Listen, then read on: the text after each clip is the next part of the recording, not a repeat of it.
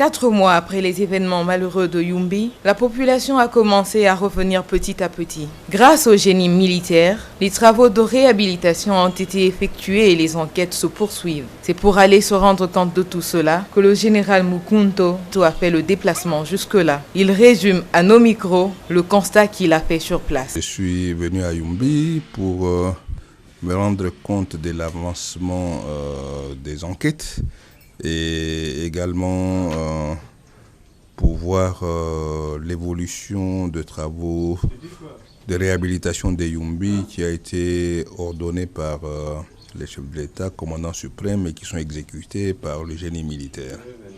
Bon, les travaux avancent bien, il y a certains petits problèmes.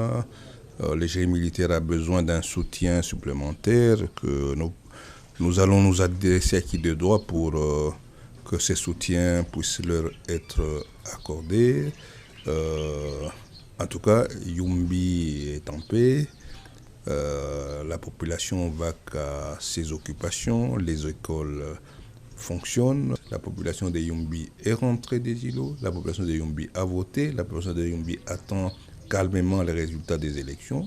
Afin que rien de tel ne puisse plus jamais arriver, l'auditeur général promet les sanctions sévères à l'endroit de coupables à l'issue des enquêtes qui y sont menées par ses collaborateurs. L'État ne peut pas permettre que des armes, surtout des armes de guerre, se retrouvent entre des mains des irresponsables.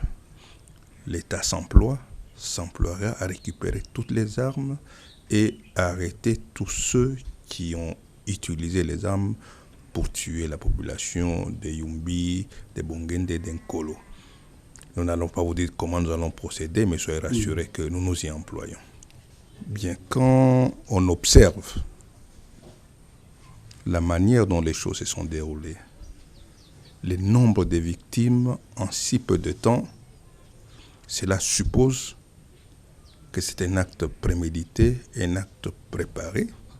Et ceux qui ont agi sur le terrain doivent avoir reçu un soutien matériel ou logistique d'autres personnes. L'enquête, justement, a pour objectif de déterminer la responsabilité des uns et des autres. Nous ne pouvons pas affirmer des choses que nous ne sommes pas en mesure de prouver. Nous ne citerons les noms des personnes que lorsque nous aurons des éléments de preuve qui déterminent le rôle d'un chacun par rapport aux tristes événements de Yumbi, Bongende et Nkolo. Il va se poser le problème de l'exhumation de cadavres qui avaient été enterrés à la va-vite. La question de l'inhumation, de l'exhumation et de l'enterrement de personnes qui ont été tuées, qui ont été enterrées dans des fosses de fortune est une question technique.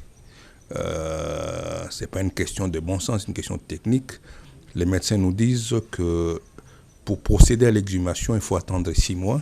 Sinon, on pourrait provoquer d'autres maladies. Les événements se sont déroulés il y a 4 mois. Nous attendons que 6 mois soient accomplis pour que des équipes spécialisées, des équipes techniques puissent procéder à l'exhumation des cadavres et à leur enterrement dans des endroits dignes, dans des sépultures dignes